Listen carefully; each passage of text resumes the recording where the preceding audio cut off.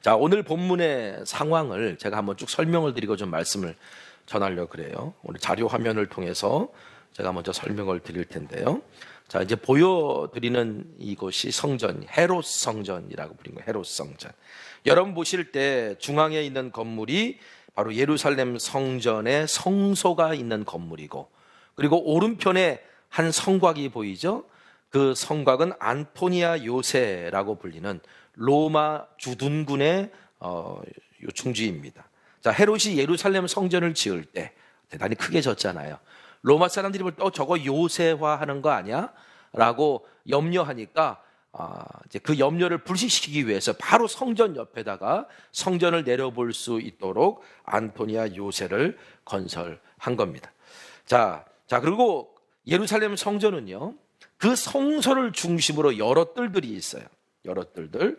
제사장들이 들어갈 수 있는 곳, 이방인 유대인 여자들이 들어갈 수 있는 곳, 이방인들이 들어갈 수 있는 곳으로 엄격하게 구분되어 있는데, 자, 왼쪽 건물은 성소고 오른쪽에 보이는 그 빈 마당은 여인의 뜰이라고 불리고, 그 다음에 그림에는 잘 보이지 않지만, 자, 성소로 올라가는 그 문 밖에 계단이 있어요.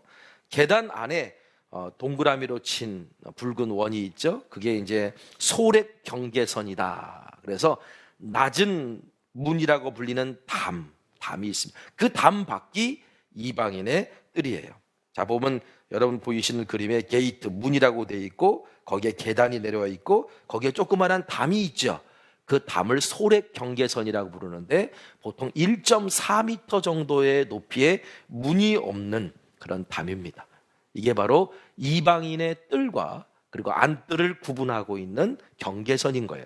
자, 그런데 문은 없지만 여기에 섬뜩한 경고 문구가 하나 붙어 있어요.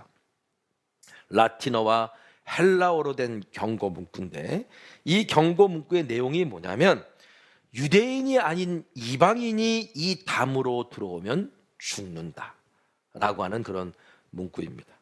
자, 유대인들은요, 로마에 복속된 이후에 어느 정도 자치권을 그래도 부여받았습니다. 산헤드린 공의회와 같은 의회도 있었고요. 그런데 사형의 권한은 유대인들이 가질 수 없었고 로마에게만 있었어요.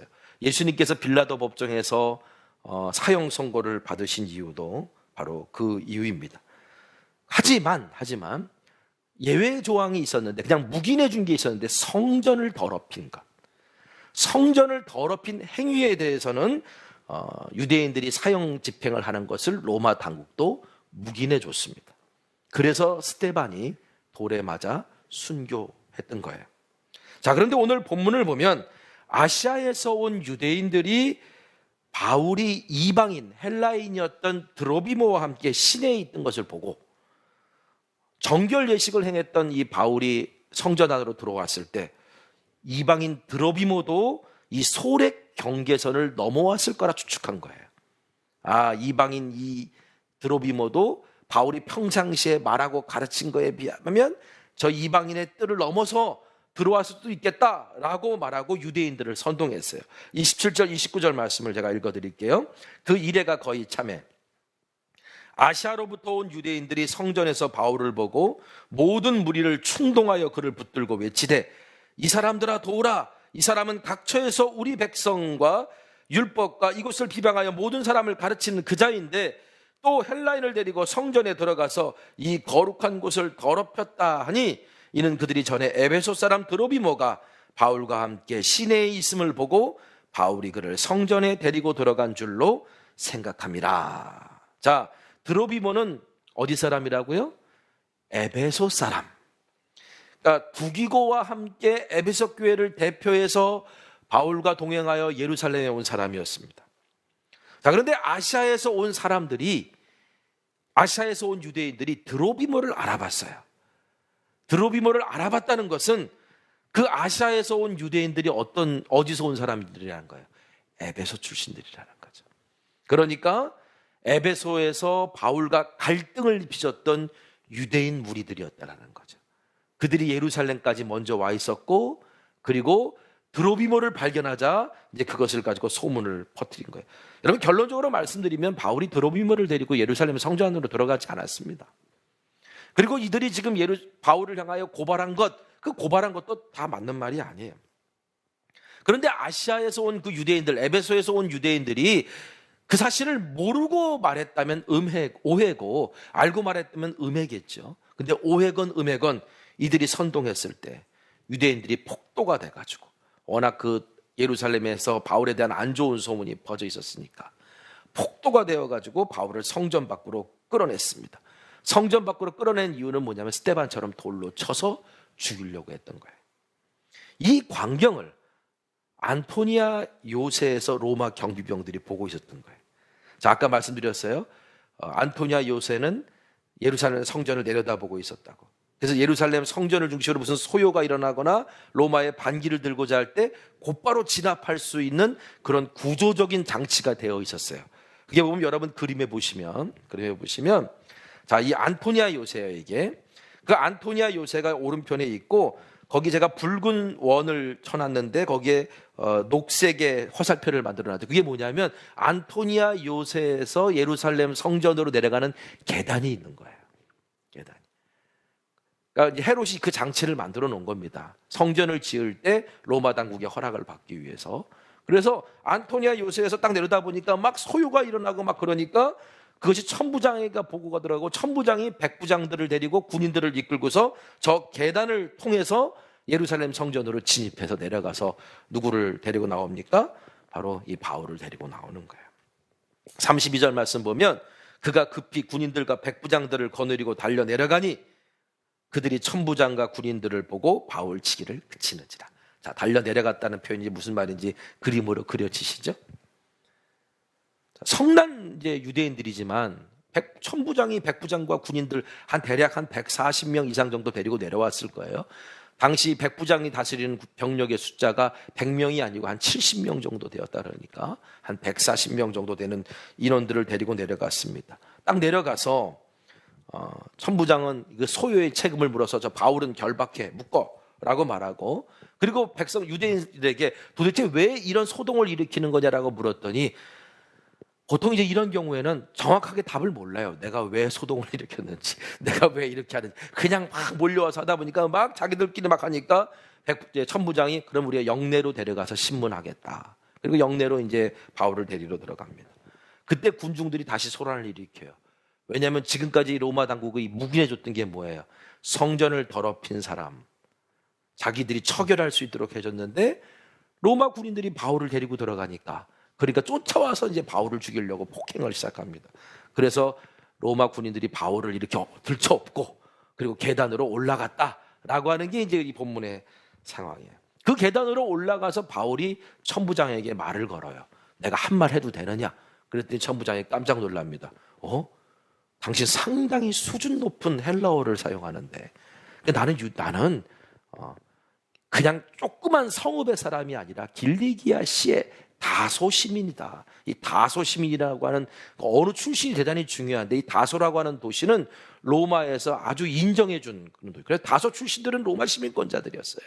그러니까 난 다소 출신이라고 말하니까 천부장이 깜짝 놀라면서 당신 내가 생각했던 그런 폭동의 주도자가 아니구나. 내가 이들에게 한 말 하게 해달라 그랬더니, 그러니까 천부장이 그러면 말하게 해달라. 그래서 아까 보였던 그 계단 위에 올라가서 백성들, 유대인들을 데려놓고 이제 연설을 합니다. 변호를 하는 거예요. 그 내용은 제가 다음 주에 말씀드리고. 자, 오늘 이야기가 이제 바로 여기까지가 우리가 읽은 본문 전체의 줄거리예요. 제가 오늘 이 말씀을 묵상하면서 이런 몇 가지 생각들을 해보게 됐어요. 바울은요, 성령의 증언대로, 그리고 예언하던 사람들이 바울에게 예루살렘에 가면 결박당하고 고초를 겪을 겁니다라고 말한 대로 바울은 결국 예루살렘에서 고초를 겪고 결박당하게 됐어요. 근데 이런 상황이 오기 전에 바울이 노력한 게 있잖아요. 지난주에 말씀드렸던 것처럼 예루살렘에 퍼져 있는 자신에 대한 오해를 풀고자 예루살렘 교회 지도자들의 제안을 받아서 어떻게 해요? 나시린 서운한 4사람의 경비를 자기가 지불하고, 그리고 이방에서 왔기 때문에 정결 예식을 분명하게 치르고 지금 성전 안으로 들어가는 그런 모습을 보임으로 말미암아 내가 모세를 배반하고 유대인들의 관습을 어기는 사람이 아니다, 삶으로 그 오해를 좀 벗어보려고 했습니다. 여러분, 바울이 왜 이렇게 했겠어요? 단순히 고난당하기 싫어서였을까요? 물론 사람들 중에 일부러 고난당하고 싶은 사람이 어디 있겠습니까? 근데 바울은요, 고난이 두려워서 고난을 피하려고 그렇게 했던 것이 아니에요. 이거보다 더 큰 뜻이 있었습니다. 바울은 원래 어떤 사람이었어요? 바리새인 중에 바리새인으로 불렸던 사람이었고, 그리스도인들을 핍박하는 사람이었어요. 다메섹 도상에서 그런데 예수님을 만나고 그가 이방인의 사도로 부름받은 이후에 그의 인생이 어떻게 바뀌었습니까? 그리스도인을 핍박하는 자에서 그리스도를 위하여 핍박당하는 자로 변했잖아요. 그러니까 바울은 선교 사역 내내 핍박당했어요.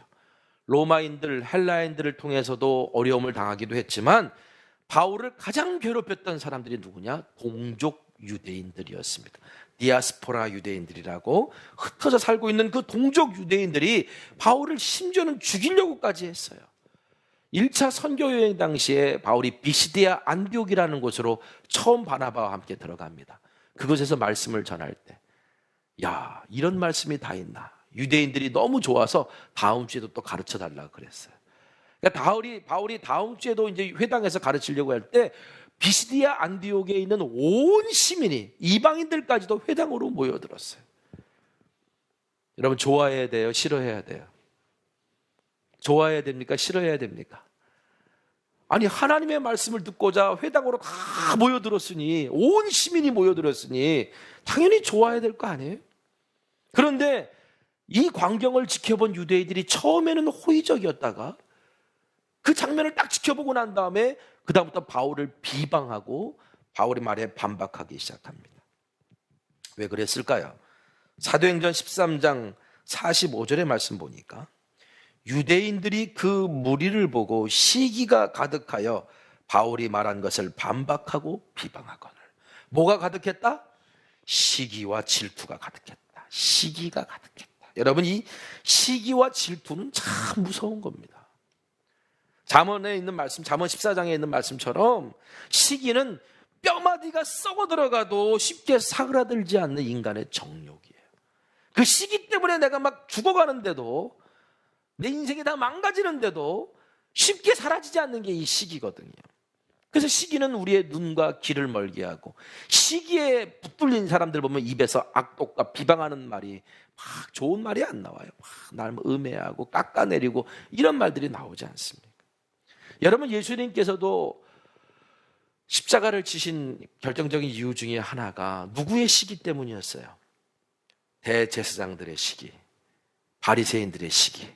율법의 해석의 권위는 바리새인들 자신들에게 있었다고 생각했는데 사람들이 예수님의 말씀에 귀 기울이니까 바리새인들이 시기심이 일어나. 그 예수님의 말씀, 진리의 말씀을 들을 수 있는 귀가 막히고 눈이 막혔죠. 제사장들도 마찬가지죠. 제사장들도 자기들이 존경받고 권위가 있어야 되는데 예수님에게 그것이 다 가니까 시기심이 일어나서 결국 예수님을 십자가형에 매달지 않았습니까? 바울과 바나바가 이 모습을 보고 실망한 거예요. 자기들도 똑같이 디아스포라 유대인들인데, 아니 어떻게 진리 앞에서 말로는 메시아를 기다린다 그러고 말로는 하나님의 말씀을 통해 세상을 이렇게 하기를 원한다고 하면서 정작 그 말씀이 우리 가운데 이루어지고 증언되어지고 이방 사람들이 하나님 앞에 나오는 것을 보고 반대하는 그 모습을 보고 바울과 바나바가 실망했어요. 그래서 이렇게 말합니다. 사도행전 13장 46절. 바울과 바나바가 담대히 말하여 이르되 하나님의 말씀을 마땅히 먼저 너희에게 전할 것이로되 너희가 그것을 버리고 영생을 얻기에 합당하지 않은 자로 자처하기로 우리가 이방인에게로 향하노라. 너희들이 영생을 얻는 자격이 없는 걸 너희들의 삶으로 보이고 있으니 내가 너희들에게 처음으로 말하는 건 맞는 것이지만 그러나 이젠 이방인에게 가겠다. 그리고선 이방인에게로 가버립니다. 자, 이렇게 말했으면 이방인에게 가야죠. 그랬으면 바울과 바나바도 덜 고생했을 거예요, 아마. 유대인들하고 부딪힐 일이 별로 없으니까. 그런데 바울의 다음 행보를 보면 동족인 유대인들을 포기를 못하네요. 바울이 가는 곳곳마다 유대인들이 복음 전하는 걸 회방하고 방해하고 폭행하고 심지어는 죽이려고까지도 했는데 바울은 그럼에도 불구하고 회당을 찾아가서 유대인들에게 먼저 복음을 전합니다. 여러분, 이방인에게로 간다라고 말했음에도 불구하고 왜 동족인 유대인들을 포기하지 못했을까요? 왜 그랬을까요? 바로 자기 자신의 모습이잖아요. 바울 자신도 예수님 만나기 전에 어땠어요? 복음을 전하는 것을 회방하는 유대인 같았고, 심지어는 스데반이 돌에 맞아 죽을 때 그것을 지지했던 사람, 어떤 사람은 뒤에서 조종했던 사람이라고까지 그렇게 말을 합니다. 그런 자신도 예수님 만나 변화됐는데 어떻게 동족들을 포기할 수 있냐고요? 포기 못하지. 여러분, 예수 믿고 하나님의 자녀가 되셨습니까? 예수 믿고 여러분의 인생이 달라지기 시작하셨습니까? 그렇다면 여러분, 예수 전하는 걸 포기하시면 안 돼요. 나를 만나주신 예수님은 내가 그토록 기도하는 그도 만나주실 거고, 나를 변화시키신 예수님은 전혀 변하지 않을 것 같은 그 인생도 변화시킬 것이라는 거, 우리는 분명히 알고 포기하지 않으면 안 됩니다. 바울의 이런 간절함이 담겨져 있는 고백이 로마서에 있어요. 로마서는 고린도에서 이제 예루살렘으로 가기 전에 썼던 서신이라고 제가 말씀드렸죠. 그 로마서에 이런 고백이 있습니다. 로마서 9장 3절 세번역 성경으로 읽어드릴게요. 나는 육신으로 내 동족인 내 결례를 위하는 일이면 내가 저주를 받아서 그리스도에게서 끊어질지라도 달게 받겠습니다. 내 동족을 위한 일이라면 내가 저주를 받아 그리스도에게 끊어지는 일이 있더라도 나는 걸 달게 받겠다. 내 동족이 구원받는 일이라면. 여러분, 바울의 이 고백을 들어보면 예루살렘 교회 지도자들의 제안을 받아들인 것이 단지 자기 자신에 대한 오해를 풀고 싶은 것이 아니고 동족 유대인들이 구원받게 하기 위해 오해를 풀고 싶었던 것임을 우리가 알 수 있게 됩니다. 여러분, 바울이 예루살렘에서 그 붙잡히던 그날 왜 성전에 갔을까요? 뭐 하러 갔을까요? 정결 예식을 마치고 그 정결 예식을 따라 행하려고 들어간 것이기도 합니다만, 성전에 들어갈 땐 뭔가 기도하고 마음의 소원을 드리려고 가는 거였을 거거든요. 그 기도의 내용이 무엇이었을까요? 바울이 평생도록 붙들고 있었던 기도의 제목 중에 그 하나가 어떤 것이었을까요? 그를 가장 간절하게 기도하게 만들었던 것은 무엇이었을까요? 로마서 10장 1절 세번역 성경으로 읽어드릴게요. 형제자매 여러분, 내 마음의 간절한 소원과 내 동족을 위하여 하나님께 드리는 내 기도의 내용은 그들이 구원을 얻는 일입니다. 제가 이 말씀을 읽으면서 바울이 예루살렘에서 붙잡히던 날에도 그가 성전에 들어간 목적은, 하나님, 내가 이제 예루살렘을 떠나면 다시 돌아올 수 없는데 예루살렘에 있는 내 동포, 내 유대인들, 이들이 예수가 메시아임을 인정하고 그들이 구원받는 날이 있기를 원합니다. 아마 그 기도를 하려고 성전에 들어갔던 거예요.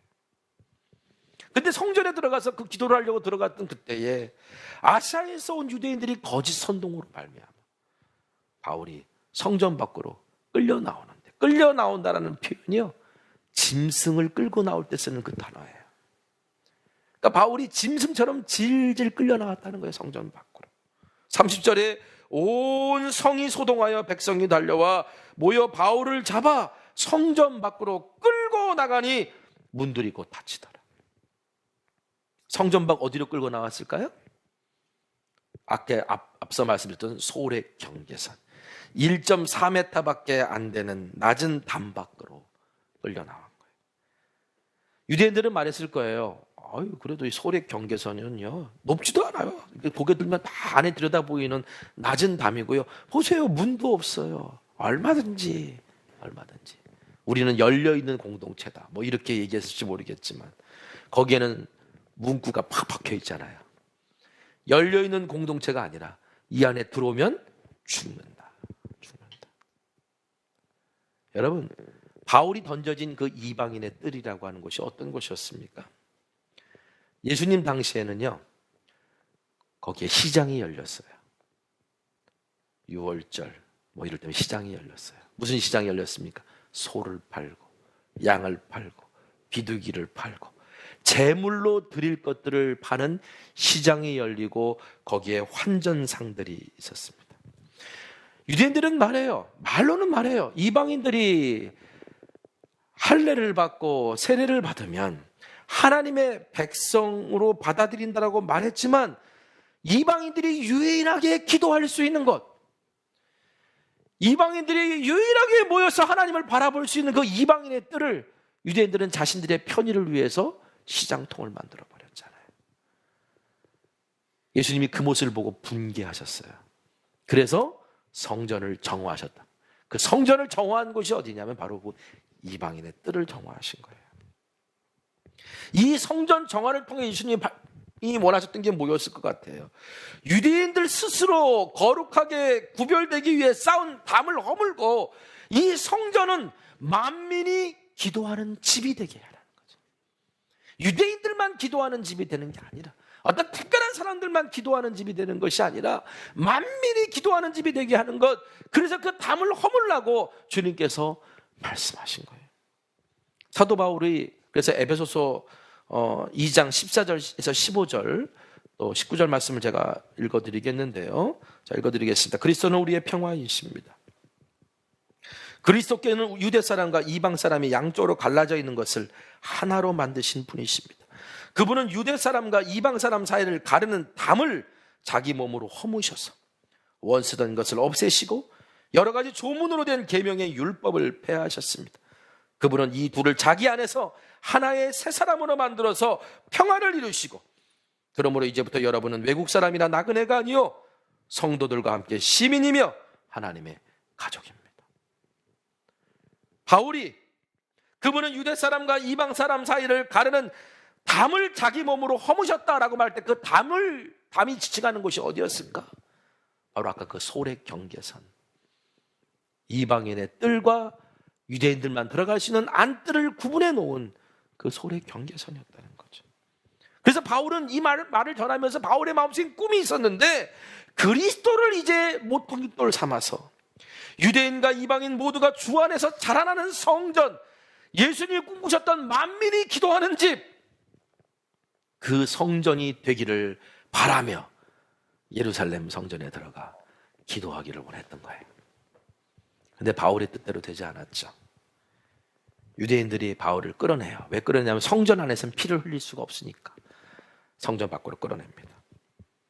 성전 밖으로 끌어낼 때 바울이 얼마나 속상했겠어요. 오해로 자기가 끌려나가니까.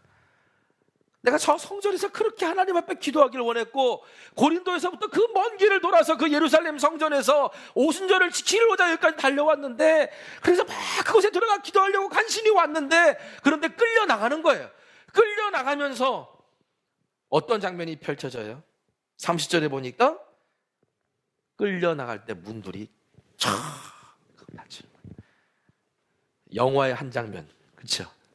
클라이막스에 들어가서 하나님 앞에 하나님 이 성전이 그런 성전 되게 해주시고, 유대인들과 이방인들이 하나 되게 해주시고, 이 담이 허물어지게 해주시고, 그렇게 기도하기를 소망했고, 그래서 내가 땅끝까지 복음을 전하겠습니다라고 소망했는데, 그런데 기도도 못하고 끌려나가면서 봤더니 야속하게도 성전을 지키는 레위인들이, 폭도들이 또 성전 안에 들어와 난동을 피울까 봐 하고 문을 닫아버리네요. 그 순간 바울은 어떤 생각이 들었을까 생각해 봤습니다. 수많은 사람의 앞에 혼자 남아서, 수많은 사람들의 주먹질과 발길질을 당하면서, 그리고 성전 문마저 닫힌 그 장면을 보면서 끝났구나. 이제 나의 모든 계획은 여기서 마치겠구나. 기회의 문들은 이제 닫혔구나. 이제 스데반처럼 돌에 맞아 죽는 일밖에 남아있는 게 없겠구나. 아마도 바울은 그렇게 생각했을 겁니다. 그런데 여러분, 이런 말씀이 있잖아요. 하나님께서는 문을 닫으실 때 다른 문은 항상 열어놓으신다. 하나님께서는 다른 문을 준비하고 계셨어요.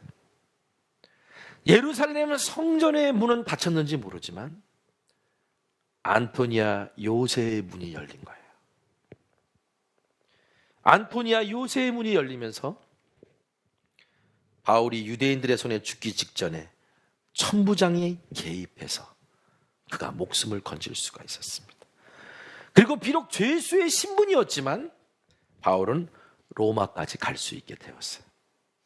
사도행전 19장 21절에 보니까 후에 로마도 보아야 하리라. 성령께서 바울에게 주셨던 감동이 있었는데 뭐냐면 너 로마도 보게 될 거야 라는 거였거든요. 그 약속을 하나님께서 이루신 거예요. 물론 방법은 바울이 원했던 방법이 아니에요. 바울은 유대인들의 기도와 또 예루살렘 교회의 지지와 중보기도 할게요, 형제에 가서 끝까지 복음을 전해요, 뭐 이런 나름대로의 꿈을 가지고 자유인의 몸으로 가서 복음을 전하고 싶었지만 바울은 죄수의 신분으로 로마로 가게 됩니다. 근데 여러분 그 다음에 반전이 있어요. 반전이. 바울은 잘 모르고 있었는데 고린도에서부터 바울을 죽이려고 하는 음모가 있었잖아요. 그래서 바울이 배를 타지 않고 육로로 돌아갔잖아요. 그 음모가 계속 진행되고 있었던 거예요. 그래서 사도행전 23장 12절 13절에 보면 날이 새매 유대인들이 당을 지어 맹세하되 바울을 죽이기 전에는 먹지도 아니하고 마시지도 아니하겠다고 이같이 동맹한 자가 40여 명이더라. 바울을 죽이기 전에는 내가 먹지도 마시지도 않겠다라고 서원한 사람들이 40명이라는 거예요. 만약에 바울이 원래 자신의 계획대로 움직였으면 어떻게 됐을까요? 아마 이들의 손에 큰 화를 당했을 거예요. 그런데 하나님께서는 그 문은 닫으시고 안토니아 요새의 문은 열으셔서 어떻게 보면 이제 그 천부장이 바울을 그냥 보내면 죽을 것 같으니까 로마 군대 470명을 호위시켜가지고 가이사라까지 보내고 가이사라에서 나중에 배를 타고 저기 로마로 가게 됩니다. 그러니까 로마의 호의를 받아서 로마까지 들어가게 되는 거예요. 그래서 오늘 말씀 읽으면서 이 사람들 먹지도 마시지도 않겠다는 이 40명은 어떻게 됐을까? 그런 생각을 하나님 앞에 이렇게 서원하고 이 사람들은 어떻게 됐을까라는 게 그렇게 궁금한데 성경에 답은 없어요. 여러분 사람이 계획을 세워서 내 계획대로 안 될 때도 있지만 하나님께서 문을 닫으실 때는 다 이유가 있는 거더라고요. 여러분 내 계획이 실패하고 가야 될 길이 막혔다고 문이 열리지 않았다고 너무 실망하지 마십시오. 길이 없다고 너무 낙심하지 말길 바랍니다. 우리가 너무나 잘 아는 말씀, 사도 바울은 자신의 인생에서 늘 경험했던 말씀인데 고린도전서 10장 13절 사람이 감당할 시험 밖에는 너희가 당한 것이 없나니 오직 하나님은 미쁘사 너희가 감당하지 못할 시험 당함을 허락하지 아니하시고 시험 당할 즈음에 또한 피할 길을 내사 너희로 능히 감당하게 하시느니라. 아멘. 하나님께서 문을 닫으신 것 같지만 하나님께서는 피할 수 있는 다른 문을 열어놓으신다. 여러분 그러므로 성도는 주님께 길이 아니라 뜻을 묻는 사람이 돼야 되는 거예요. 하나님 이 길이 왜 막혔는지요? 하나님 이 길이 왜 안 열리는지요? 라고 우리가 답답해하는 게 아니라 하나님 여기서 하나님의 뜻이 무엇입니까? 를 묻는 사람이 될 때 오늘 우리는 하나님이 열어놓으신 그 피할 길 또 다른 문을 발견할 수 있다는 거예요. 저는 오늘 말씀 묵상하면서 1.4m밖에 안 되는 낮은 담이었던 소렉 경계선이 이방인들에게 뿐만 아니라 유대인들에게도 세상에서 가장 높은 담이 아니었을까라는 생각을 하게 되었습니다. 유대인들은 자신들이 쌓아놓은 그 담 안에 갇혀서 하나님께서 구원을 향해 열어놓으신 그 문을 발견하지 못했던 거예요. 하나님께서 열어놓으신 새 길을 볼 수 없었던 거예요. 여러분 혹시 우리도 이런 밤을 쌓고 있지는 않은가? 하나님께서 지금 새 일을 행하고 계시고 새 길을 열고 계시고 문을 열어놓고 계시는데, 그런데 우리 스스로 담을 쌓아놓고 그 안에 들어가 그걸 보지 못하고 있는 어리석은 인생은 아닌가. 그런데 그 담이라는 것이 우리 자신뿐만 아니라 이제 하나님의 자녀로, 하나님의 백성으로 복음을 들어야 될 사람들에게 복음을 전하지 못하도록 가로막고 있고 막아서고 있는 그런 담의 역할을 하고 있지는 않은가. 우리 안에 이런 막힌 담이 없는지 돌아봐야 될 것입니다. 여러분, 우리가 막힌 담을 허무신 십자가의 복음을 믿는다면 우리의 계획대로 되지 않고 문이 닫혔다고 실망할 필요가 없습니다. 길이신 주님께서 우리에게 다른 문을 열어주실 것이기 때문입니다. 우리 교회 비전 선언 중에 울타리를 걷어버리고 우물을 파는 교회라는 말이 있습니다. 여러분, 세상에 복음을 전하고 제자 삼기 위해 우리가 먼저 해야 될 것은 우리가 친 울타리와 쌓은 담을 헐어버려야 된다는 거죠. 하지만 이것을 허문다는 것이 뭐 제도를 바꾸고 어떤 프로그램을 도입해서 되는 게 아니라 오직 십자가의 복음이 우리 안에 살아있다면 막힌 담이 허물어지고 닫힌 문이 열리는 것을 경험할 수 있을 거예요. 사도 바울이 십자가의 복음이 그 안에 살아있었기 때문에 자신을 끊임없이 죽이려고 하는 것을 포기하지 않았던 유대인들을 향해서도 그는 담을 허물고 진정으로 나아갈 수 있었던 겁니다. 현재의 상황은 코로나19로 모든 것이 닫힌 것처럼 보이고 전도의 사역과 앞으로의 모든 것들이 이제는 되게 힘들 거라는 그런 예상들이 있지만 이제 어떡하지? 이런 고민들을 하게 되죠. 우리는 거기에 또 다른 고민들을 안고 있지만 저는 믿습니다. 하나님께서 다른 문을 열어놓고 계실 거예요. 우리가 막힌 담을 헐고 하나님께서 우리에게 행하신 그 길, 그것을 바라보길 원한다면 하나님께서 열어놓으신 그 문을 발견하게 될 줄 믿습니다. 가서 제자 삼으라. 2021년 표와 함께 그 길로 나아가는 저와 여러분 되시기를 주님의 이름으로 간절히 부탁드립니다. 오늘 말씀 붙들고 기도하기를 소망합니다.